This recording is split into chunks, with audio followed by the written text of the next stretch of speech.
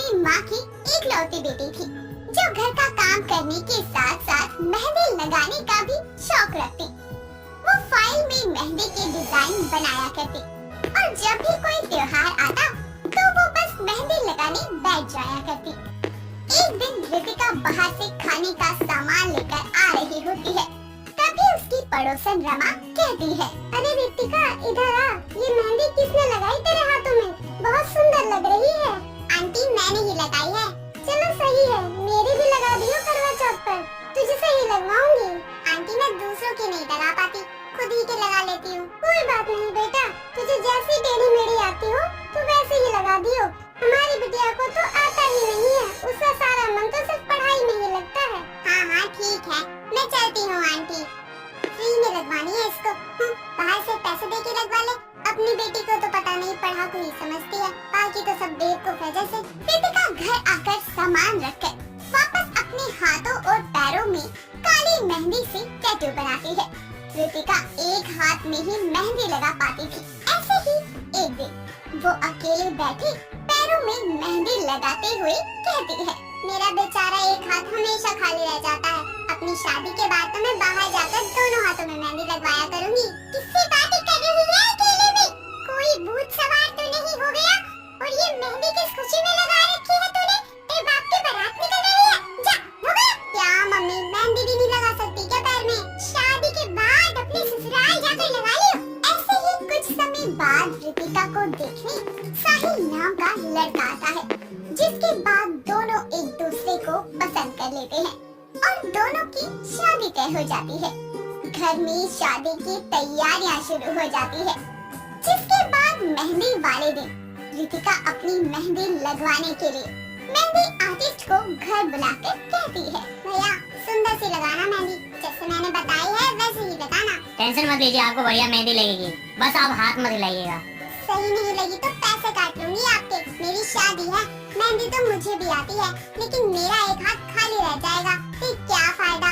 और सब बोलेंगे कि मेहंदी के पैसे बचा लिए इसने, अपनी शादी में खुद ही मेहंदी लगा ली। अरे कोई नहीं मैडम, अब आप बोलो मत, हाथ हिल रहा है, मेहंदी खराब हो रही है। अच्छा ठीक है, अब नहीं करूँगी डिस्टर्ब, बस मेहंदी खराब नहीं होनी चाहिए। और हाँ, साहिल नाम लिख देना छुपा कर मेहंदी में। रितिका मेहंदी लगवा कर बहुत खुश होती है, क्योंकि जैसी मेहंदी उसने लगवाई थी उसको वैसी ही मेहंदी पसंद थी। लेकिन रितिका के हाथों में मेहंदी का रंग ही नहीं चढ़ता। ये देखकर उसकी बहन याशिका कहती है, रितिका तेरे हाथ में तो मेहंदी का जरा भी रंग नहीं आया। जीजू लगता है तुझे प्यार ही नहीं करते जरा भी। तुझे बड़ा पता है प्यार करते हैं या नहीं करते, मेहंदी देखकर तो अंदाजा लगा लिया।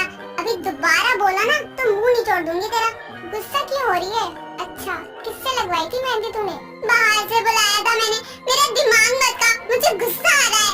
रो मत पागल, विक्स लगा ले, देख ले क्या पता डार्क हो जाए सुबह तक मेहंदी। रितिका अपनी मेहंदी को डार्क करने के लिए विक्स लगाकर सो जाती है और अगली सुबह शादी वाले दिन भी मेहंदी डार्क नहीं होती और वो गुस्से में रोती हुई कहती है, कुत्ते ने पता नहीं कौन सी मेहंदी लगाई है मेरे, मेहंदी रची नहीं। पैसे मुंह फाड़ कर ले गया था, गोबर लगा कर चला गया, मेरे हाथ में जो मेहंदी नहीं रची। रितिका रोती हुई सैलून चली जाती है और शादी के जोड़े में चमचमाती सुंदर गुड़िया की तरह तैयार हुई अपनी शादी में पहुंचती है, जहां सब लोगों की नजर रितिका के ऊपर से हटती ही नहीं और वो अपनी शादी की मेहंदी को भुलाकर खुशी खुशी साहिल से शादी करती है। शादी करके रितिका अपनी ससुराल आ जाती है और शादी के बाद साहिल और रितिका कमरे में एक साथ बैठे होते हैं। तभी साहिल कहता है, आपने मेहंदी में मेरा नाम नहीं लिखवाया? ऐसा हो सकता है कि मेहंदी में नाम न लिखवाया हूँ, मैंने छुपा कर लिखवाया है, ढूंढो आप। अच्छा जी, अगर मैंने नाम ढूंढ लिया तो मुझे क्या इनाम मिलेगा? अगर आप जीते तो मैं आपके सर की मालिश करूंगी और अगर आप हार गए तो आप मेरे सर की मालिश करेंगी। यार ये तो गलत है, मैं नहीं खेल रहा। मुझे लगा मुझे मीठी सी किस्सी देने को बोलोगी, मालिश की जगह किस्सी रख लें, लेकिन तुम्हारी मेहंदी तो बहुत लाइट है, मुझे नाम दिख ही नहीं रहा। हाँ, आप प्यार नहीं करते ना, इसलिए नहीं रची। किसने बोला बुद्धू मैं प्यार नहीं करता? अपनी जान से भी ज्यादा प्यार करता हूँ। ऐसे तो मुझे भी हल्की रची है मेहंदी, तो क्या मैं समझूं तुम भी मुझसे प्यार नहीं करती? इसीलिए ये दोबारा बोला तो पिटाई कर दूंगा। ऐसे ही कुछ दिन बाद रितिका अपने हाथ में खुद मेहंदी लगाने बैठ जाती है और कहती है, अब तो मुझे यहाँ भी कोई कुछ नहीं बोलेगा, अब शादी भी हो गई, अब तो मैं मेहंदी लगा ही सकती हूँ। रितिका जैसे ही मेहंदी लगाना शुरू करती है, तभी उसकी सास सविता आकर कहती है, बहू रोटी बना दो 2-4 मेरे लिए। क्या कर रही है? मेहंदी लगा रही है? बेटा पहले बना दे आराम से, फिर लगा लियो। ठीक है मम्मी जी, अभी बना देती हूँ। रितिका रोटी बनाकर अपनी सास को दे देती है, जिसके बाद वो दोबारा मेहंदी लगाने बैठ जाती है। कुछ ही देर में डोर बेल बजती है और रितिका बोलती है, ओहो अब कौन आ गया? लगता है आज मेहंदी कोई लगाने ही नहीं देगा। आज आप इतनी जल्दी घर कैसे आ गए? हाँ, आज काम कम था इसीलिए। और क्या कर रहे थे आप? कुछ नहीं, मेहंदी लगा रही थी। क्यों, आज कोई त्योहार है क्या? नहीं तो क्यों, क्या हुआ? फिर आपने मेहंदी क्यों लगा रखी है? आपको नहीं पता, नई नई शादी होती है तो मेहंदी लगा कर रखनी होती है। मुझे क्या पता होगा जान, मैं कोई औरतों के बीच थोड़ी रहता हूँ। वैसे बहुत सुंदर लग रही है। हाँ जी, मुझे मेहंदी लगाने का बचपन से ही बहुत शौक है। मैं अपने आप को और पड़ोसनों को भी मेहंदी लगाने जाया करती थी। अच्छा, तुम तो बहुत टैलेंटेड हो। इस हाथ में नहीं लगाई आपने? एक ही हाथ में लगा पाती हूँ, अब पैरों में लगा रही हूँ। रितिका बैठकर खुद ही मेहंदी लगा लेती है और अपनी मेहंदी के शौक को पूरा करती है। शादी के बाद अब रितिका को कोई रोकता टोकता नहीं था। ऐसे ही एक दिन वो बाहर जाकर मेहंदी लगवाती है और मेहंदी पसंद ना आने की वजह से वो उस मेहंदी वाली पर चिल्लाती है, ये क्या मेहंदी लगाई है तुमने? ऐसे ही दुकान खोल कर बैठ जाते हो क्या? जब मेहंदी लगाने नहीं आती तो मना कर देती, मेरे हाथ खराब करना जरूरी था क्या? ऐसे रितिका गुस्से में वहाँ से चली जाती है और अपना हाथ छुपा कर रखती है। रितिका की सास उसका हाथ देखकर कहती है, बहू तुमने ये हाथ क्यों छुपा रखा है? ओ मम्मी जी, मैंने बाहर से मेहंदी लगवाई थी तो वो सही नहीं लगी, मेरे हाथ खराब लग रहे हैं। बाहर से क्यों लगवाई? तुम मुझे बता देती, मैं लगवा देती। ये बगल वाली की लड़की बहुत अच्छी मेहंदी लगवाती है, चल अब आगे से लगवानी होगी तो मुझे बता दियो। सविता और रितिका दोनों अपने अपने कमरे में आराम करने चली जाती है। शाम होते ही जब साहिल घर आता है तो रितिका को देखकर कहता है, क्या हुआ जान, तुम्हारा मुंह क्यों उतरा उतरा लग रहा है? कोई बात है क्या? बहू ने बाहर से मेहंदी लगवाई लेकिन उसने हाथ खराब कर दिया, इसलिए मुंह बनाए बैठी है। बस इतनी सी बात, मैं लगाता हूँ मेहंदी, लाओ कौन दो, मुंह मत बनाओ बस। साहिल का प्यार देखकर रितिका बहुत खुश होती है और ऐसे ही सविता की बहू का मेहंदी लगाने का शौक भी खत्म ही नहीं होता। वो आए दिन किसी न किसी से मेहंदी लगवा लिया करती। ऐसे ही विवान ऑफिस जाने के लिए तैयार होने लगता है। बारिश में भीगने से विवान बार बार छींक मारे जा रहा था कि तभी उसके कमरे में देवकी आती है और उससे कहती है, मेरी तो एक बात तो मानता ही नहीं, तुझे कितनी बार बोला है मैंने कि मत भीगा कर बारिश में, लेकिन तुझे तो समझ ही नहीं आता। माँ, आपको तो पता है ना कि मुझे बारिश में भीगना कितना पसंद है, जाने मन है बारिश मेरी। हाँ हाँ, बचपना तो गया ही नहीं तेरा। जब तू छोटा था ना तब भी तेरी यही आदत थी, कितना भी मना कर लो लेकिन मानता ही नहीं था। मेरा दिमाग खराब हो गया ना किसी दिन, तब बिल्कुल भी नहीं देखूंगी कि तू बड़ा हो गया है, लगा दूंगी 2-4 कान के नीचे तेरे। माँ, आप तो डरा रही हो मुझे, आप जितना मर्जी मार लो, आपकी तो मार में भी प्यार है। बिल्कुल अपने बाप पे गया है, उनको भी बारिश बहुत ज्यादा पसंद थी, वो भी ऑफिस जाते थे तो भीग कर ही जाते थे ऑफिस। हाँ तो उनका बेटा हूँ, वैसा ही रहूँगा। लेकिन याद रखियो, मैं भी तेरी माँ हूँ, अगर मुझे फिर से भीगा हुआ नजर आया ना बारिश में तब बताऊंगी तुझे। ऐसे ही थोड़ी देर के बाद विवान अपनी कार लेकर निकल जाता है और दूसरी तरफ कीर्ति भी अपनी स्कूटी लेकर निकल जाती है। कीर्ति को आज बहुत ही ज्यादा लंबा सफर तय करना था। मौसम भी बहुत खराब हो रहा था कि अचानक कीर्ति की स्कूटी बंद हो जाती है। वो उतर कर चेक करती है और उसे कुछ समझ नहीं आता तो वो आसपास मैकेनिक की दुकान ढूंढने लगती है, मगर आसपास ना होने की वजह से उसको स्कूटी खुद हाथ से चलाकर आगे तक जाना पड़ता है। उसको आगे जाकर एक मैकेनिक की दुकान दिखाई देती है। मैकेनिक कीर्ति की स्कूटी को चेक करता है और फिर उससे कहता है, मैडम टाइम लगेगा इसमें तो। ठीक है भैया। तभी जोर से हवाएं चलने लगती है और बादल गरजते हैं, साथ ही टिप टिप बारिश भी शुरू हो जाती है। कीर्ति आसमान की तरफ देखकर बुरा सा मुंह बनाती है। तभी वहाँ पर एक कार आकर रुकती है और उस कार में कोई और नहीं बल्कि विवान होता है, जो मैकेनिक से कहता है, हेलो भाई साहब, जरा देखना क्या हो गया मेरी गाड़ी को, बार बार रुके जा रही है। ठीक है सर, हो जाएगा, मगर थोड़ा समय लगेगा। ठीक है। इतने में विवान की नजर कीर्ति पर पड़ती है और वो उसके पास जाकर कहता है, ओ हाय, किस्मत ने एक बार फिर मिला दिया हमें, वो भी इस हसीन बारिश में। बारिश, वो भी हसीन, मतलब कुछ भी। हाँ मैडम, जरा बारिश की खूबसूरती को पहचानो। अच्छा, ये बताओ, तुम्हारा कोई बॉयफ्रेंड है क्या? जी नहीं, मेरा कोई बॉयफ्रेंड नहीं है। ओह, अच्छा है फिर तो, क्या ही अच्छा लगेगा। क्या बोला तुमने? कुछ भी नहीं, वैसे यहीं पास में एक टी स्टॉल है, अगर तुम चाहो तो चले पीने। जी नहीं, मैं ये सड़क चाट चाय नहीं पीती, मैं सिर्फ टाटा टी पीती हूँ, वो भी प्रीमियम वाली। ओह, फिर तो आपको ट्राई करने की बहुत ज्यादा जरूरत है, जरा चलिए तो मैडम। बाय द वे, तुम्हारे पास अम्ब्रेला है क्या? अरे मैडम, भीगते हुए चलते हैं ना, जरा इन छोटी छोटी चीजों से खुद को और दूसरों को खुश करना सीखो। मैडम, जरा एक बार भीग कर तो देखो मेरी तरह। तुम्हारी तरह? आओ, मैं बताता हूँ, जैसा मैं करूँ वैसे ही करते हुए टी स्टॉल तक चलना होगा। दोनों बाहों को फैलाकर अपना फेस ऊपर करो और आंखें बंद करो, 5 मिनट ऐसे ही करते रहो। दोनों बारिश में भीगते हुए अपने दोनों बाहों को फैलाकर आंखें बंद करके ऊपर फेस करते हैं और 5 मिनट के बाद विवान कहता है, ओ मैडम, आंखें खोलो, अब चलो मेरे साथ। दोनों एक दूसरे से बातें करते करते टी स्टॉल तक आ जाते हैं और विवान चाय वाले से कहता है, मस्त बढ़िया सी 2 चाय बनाना। थोड़ी ही देर में चाय वाला उन दोनों के लिए चाय लेकर आता है। दोनों चाय पीते हैं, तभी चाय पीते ही कीर्ति विवान से बोलती है, वाह, इस सड़क छाप चाय में तो गजब का टेस्ट है। कहा था ना कि छोटी छोटी चीजों में बहुत बड़ी खुशी छुपी होती है। वैसे तुम्हारा नाम क्या है? कीर्ति, और तुम? मैं विवान। तुम्हें पता है विवान, मैं हमेशा अपने काम में इतना बिजी रहती थी कि कभी बाहर की दुनिया को देखा ही नहीं कि इस दुनिया में भी कितनी खूबसूरत खूबसूरत चीजें हैं जिनसे हमें खुशी मिल सकती है। आज पहली बार तुमने मुझे इसका एहसास करवाया है। ओह, चलो, ये तो अच्छा लगा सुनकर। लो, बारिश भी रुक गई। वैसे तुमने कभी ऐसे मौसम में भुट्टे खाए हैं? कभी ट्राई नहीं किया। तो ट्राई कर लो, वो देखो, उस सड़क पर भुट्टे भुने जा रहे हैं। यार, बोला ना, मैं ऐसी सड़क छाप चीजें नहीं खाती। अरे यार, ट्राई तो करो ना, अच्छा लगे तो कहना। विवान के कहने पर कीर्ति भुट्टा खाने के लिए तैयार हो जाती है। दोनों मिलकर भुट्टे खाने लगते हैं और साथ ही बातें भी करते हैं। इसी तरह शाम हो जाती है और इसी बीच विवान के फोन पर मैकेनिक का कॉल आता है और वो कहता है, हाँ भाई साहब, आपकी कार ठीक हो गई है और मैडम का बोल देना उनकी स्कूटी अब कल ही ठीक हो पाएगी, आ जाओ आप लोग।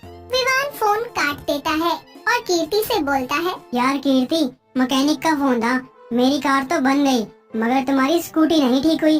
अब कल तक का वेट करना होगा तुमको, तो मैं तुम्हें अपनी कार से ड्रॉप कर दूंगा। ठीक है। थोड़ी देर के बाद विवान और कीर्ति दोनों ही कार की तरफ बढ़ने लगते हैं और जैसे ही विवान कार के अंदर बैठता है वैसे ही बारिश शुरू हो जाती है। तभी कीर्ति विवान से कहती है, विवान, अब जाते जाते बारिश शुरू हो ही गई है, तो क्यों ना थोड़ा भीग लिया जाए। विवान और कीर्ति दोनों ही अपनी बाहें फैलाकर फेस ऊपर की तरफ करके बारिश को खुशी से महसूस करते हैं। इसी तरह थोड़ी देर के बाद दोनों वहाँ से निकल जाते हैं। विवान कीर्ति को उसके घर ड्रॉप करता है। कीर्ति भीगी हुई खुशी से अंदर जाती है और उसके पापा उसे ऐसे भीगे हुए देखकर खुश हो जाते हैं और बोलते हैं, लगता है गुड्डी आज कुछ ज्यादा ही खुश है, मगर एक बात समझ नहीं आई कि जब तू भीग कर आती थी तो तेरा तो मुंह बन जाता था और आज तू बड़ी खुश है, आखिर बात क्या है? डैडा, आज मैंने बारिश की खूबसूरती को महसूस किया है। आज मुझे बारिश बहुत अच्छी लगी और मुझे उससे प्यार हो गया।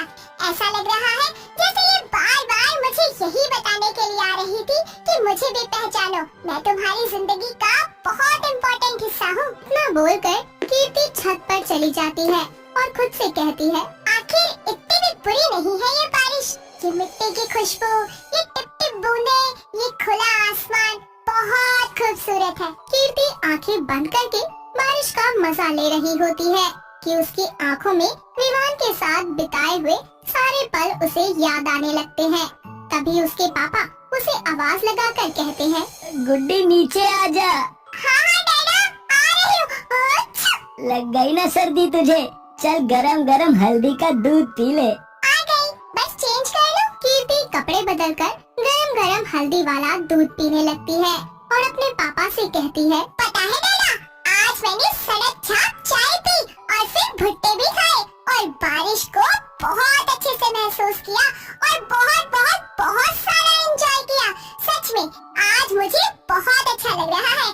पहली बार किसी ने मुझे एहसास करवाया है कि खुशियाँ हमारे आसपास ही छुपी होती है, बस उन्हें तलाशने भर की देर है। कहीं तुझे किसी से प्यार तो नहीं हो गया या फिर बारिश से? पापा की ये बात सुनकर कीर्ति शांत हो जाती है और सोच में पड़ जाती है।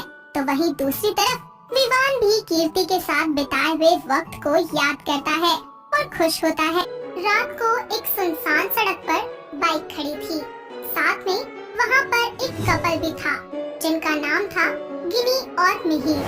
ऐसे में मिहिर गिनी से कहता है, गिनी, बहुत टाइम हो गया हमारे रिलेशनशिप को, तो यार अब तो किस कर सकते हैं ना हम। पर अभी मैं कंफर्टेबल फील नहीं कर रही हूँ, हम कभी और कर लेंगे। नहीं यार, आज तुम्हें प्रूफ करना ही होगा कि तुम मेरी गर्लफ्रेंड हो। मैंने कहा ना, मुझे नहीं करना तुम्हें किस। ये सारा नजारा वहाँ पर खड़ा हुआ एक अजनबी लड़का देख रहा था। अजनबी ने सोचा कि मैं कुछ बोलूं, लेकिन वो दोनों एक कपल थे, जिसकी वजह से वो चुप रहा। तभी मिहिर गिनी को जबरदस्ती किस करने की कोशिश करता है, जिसके बाद गिनी गुस्से से मिहिर को पीछे धक्का दे देती है, जिसकी वजह से मिहिर गुस्से में गिनी से बोलता है, जाहिल गवार कहीं की, तेरे बस की नहीं है किसी रिलेशनशिप में रहना और ना तू मेरे लायक है। एबनॉर्मल है तू, दफा हो जा, मुझे नहीं रखना तेरे साथ कोई रिश्ता। इतना बोलकर मिहिर गिनी को वहीं पर ही छोड़कर चला जाता है और गिनी भी उस अजनबी के पास जाकर खड़ी हो जाती है। थोड़ी ही देर में वहाँ एक बस आती है। दोनों उस बस में चढ़कर एक साथ एक ही सीट पर बैठ जाते हैं।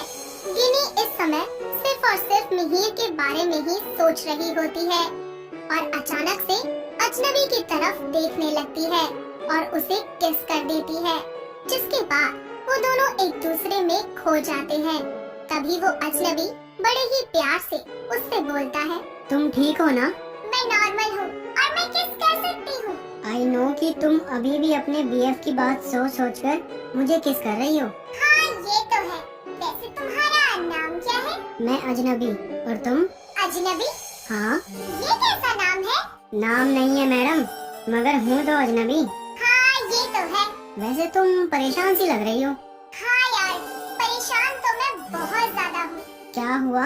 अगर शेयर करने लायक है तो कर सकती हो मेरे साथ शेयर। देखा तो होगा तुमने कि क्या हुआ। यार मुझे ना तुम्हारा बीएफ ठीक नहीं लगा। अरे ऐसा मत बोलो, वो बहुत अच्छा है, रिच है, स्मार्ट है और काफी पढ़ा लिखा भी तो है। अच्छा, तुम रिच नहीं हो, स्मार्ट नहीं हो और तुम पढ़ी लिखी नहीं हो। वो मेरा मिस्टर परफेक्ट है। Oh really? अजनबी के इतना बोलते ही गिनी उसकी तरफ देखने लगती है कि तभी एक ढाबे पर बस रुक जाती है। सभी लोग उतरकर कुछ न कुछ खाने पीने के लिए चले जाते हैं। तभी वो अजनबी अपने लिए और गिनी के लिए कुल्हड़ वाली चाय लेकर आता है और उससे बात करते हुए कहता है, तो बताइए मिस, आप अपनी लाइफ में क्या क्या अचीवमेंट चाहती हैं? मेरे पापा बहुत रिच हैं, तो मुझे करियर में कुछ करने की या फिर उसके बारे में सोचने की कोई फिक्र ही नहीं है। ओह, तुम क्या चाहते हो? मुझे तो खुद का कैफे खोलना है और बहन की शादी भी करनी है। ओह, सही है फिर तो। कुछ देर बात करने के बाद दोनों बस में चले जाते हैं। ऐसे ही सुबह हो जाती है और उसका स्टॉप आ जाता है, जिसके बाद वो अजनबी और गिनी अपने अपने रास्ते मुड़ जाते हैं। ऐसे ही समय बीतता जाता है और वो दोनों एक दूसरे के बारे में सोचते रहते हैं। कहीं ना कहीं उन्हें पहली मुलाकात वाला प्यार जो हो गया था। ऐसे ही एक दिन गिन्नी अपने 4 दोस्तों के साथ लॉन्च जाती है। सभी लोग एक साथ सोफे पर बैठकर बातें कर रहे होते हैं कि उनमें से उसकी एक दोस्त बोलती है, यार एक बात बताओ, अगर तुम सब में से किसी को भी अपनी एक विश पूरी करने का मौका मिल जाए तो बताओ तुम लोग कौन सी विश पूरी करना चाहोगे? यार मैं तो चाहूंगी मेरे मम्मी पापा मेरे बॉयफ्रेंड से मेरी शादी करवा दे। मैं तो चाहूंगी कि इस गिन्नी की तरह बहुत जल्दी रिच हो जाऊं। और गिन्नी तू भी बता। मेरी विश है कि वो अजनबी मुझे दोबारा मिल जाए। इतना बोलकर गिन्नी उस अजनबी के साथ बस में और ढाबे पर बिताए हुए पलों को याद करने लगती है कि तभी वहाँ पर एक वेटर आ जाता है उनका ऑर्डर लेने के लिए और गिन्नी से पूछता है। जैसे ही गिन्नी उसे अपना ऑर्डर देने के लिए उसकी तरफ देखती है तो वो चौंक जाती है क्योंकि वो वेटर कोई और नहीं बल्कि वही अजनबी था। गिन्नी उसे देखकर बहुत ही ज्यादा खुश हो जाती है और बड़े ही उत्साह के साथ उससे कहती है, तुम यहाँ? हाँ मैं। तुम्हें पता है तुम्हें यहाँ देखकर मैं कितनी खुश हूँ। खुश तो मैं भी हूँ। तुम तो कैफे खोलना चाहते थे ना, तो यहाँ क्या कर रहे हो? बड़ा करने के लिए नीचे से शुरुआत करनी चाहिए। वैसे मैडम मैं अभी ड्यूटी पर हूँ। ये लो मेरा फोन नंबर और हाँ याद से मुझे फोन जरूर करना। मेरे पास टाइम नहीं है, इसके बाद मुझे नाइट ड्यूटी भी करनी है। वाओ, कितने हार्ड वर्किंग हो यार तुम। I really like you। कुछ ऑर्डर करना है या जाऊँ? प्लीज मुझे कॉल करना। वैसे तुम्हारी नाइट ड्यूटी कहाँ है? यहीं पर। ओके ठीक है, तो रात को मिलती हूँ यहाँ। अब जल्दी से ऑर्डर बता दो मुझे। हाँ, हक्का नूडल और 2 कोल्ड ड्रिंक। ओके। इसी तरह गिन्नी अपने दोस्तों के साथ खा पीकर वहाँ से चली जाती है और वक्त के साथ रात हो जाती है, जिसके बाद गिन्नी एक बार फिर से उस अजनबी से मिलने के लिए उसी लॉज में जाती है। वो अजनबी भी गिन्नी का ही इंतजार कर रहा होता है। दोनों एक दूसरे को देखकर बेहद खुश होते हैं कि तभी गिन्नी बोलती है, तुम्हें पता है अजनबी, मेरी सगाई होने वाली है और मैं ना चाहते हुए भी तुम्हारी तरफ खिंची चली आ रही हूँ क्योंकि तुम में कोई तो ऐसी बात है जो मेरे बॉयफ्रेंड में तो बिल्कुल नहीं है। तुम मुझसे प्यार करती हो? पता नहीं। मैं बताऊं, तुम मुझसे प्यार करती हो और वो तुमसे करता है। पहली बार जब तुम दोनों का ड्रामा देखा था ना, तभी समझ गया था मैं। इतना जान गई हो पहली बार में ही? लेकिन परसों मेरी सगाई है तो इन सब का कोई फायदा नहीं है। अभी भी मौका है, तुम एक बार परख सकती हो उसको और अपने रिश्ते को भी। वो कैसे? वो अजनबी उसे बताता है कि आखिर किस तरीके से वो मिहिर को और खुद के रिश्ते को परख सकती है और ये सब बोलने के बाद वो उससे कहता है, और वैसे भी मैं परसों ये शहर छोड़कर जा रहा हूँ। इसका मतलब हम अब कभी नहीं मिलेंगे? नहीं, कभी नहीं। क्या तुम मेरे साथ कुछ देर अच्छा वक्त बिता सकते हो? गिन्नी उसके हाथ को पकड़कर उसके साथ रोमांटिक सा कपल डांस करती है। ऐसे ही समय बीत जाता है और गिन्नी की सगाई का दिन आ जाता है। गिन्नी अपने कमरे में तैयार हो रही होती है कि तभी वहाँ मिहिर आता है और मिहिर गिन्नी की कमर को पकड़कर उसे अपनी तरफ खींचता हुआ कहता है, अब तुम सिर्फ मेरी हो। तुम मुझसे शादी क्यों करना चाहते हो? क्योंकि तुम रिच हो, सुंदर हो और तुम वैसी हो जिसको ना तो कभी किसी ने छुआ है और ना कभी पैसा रिश्ता रहा हो। तुम्हारा किसी के साथ जो था, जो है, मेरे साथ है। ये तो तुम्हारी गलतफहमी है क्योंकि मैं पहले भी किसी के बहुत करीब जा चुकी हूँ। मतलब जैसा मैं सोच रहा हूँ तुम वैसी नहीं हो। तुम पहले ही मजे ले चुकी हो। तुम्हें पता है ना कि ये सब जानने के बाद मैं सगाई अभी ही तोड़ सकता हूँ। तुम तोड़ दो और अगर तुम नहीं तोड़ोगे तो मैं तोड़ देती हूँ। गिन्नी की बात सुनकर मिहिर वहाँ से चला जाता है और गिन्नी एक कागज पर अपने दिल की बात लिखकर अपने कमरे की खिड़की से कूदकर भाग जाती है। सबसे पहले वो उस अजनबी को कॉल करती है तो उसे पता चलता है कि वो अजनबी रेलवे स्टेशन पर है। वो जल्दी से टैक्सी लेकर रेलवे स्टेशन पहुंच जाती है और जाकर उस अजनबी के सीधे गले लग जाती है। साथ ही उसे अपने प्यार का इजहार भी करती है और फिर उससे बोलती है, अब तो बता दो नाम क्या है तुम्हारा? अर्जुन। और I love you too Guinea.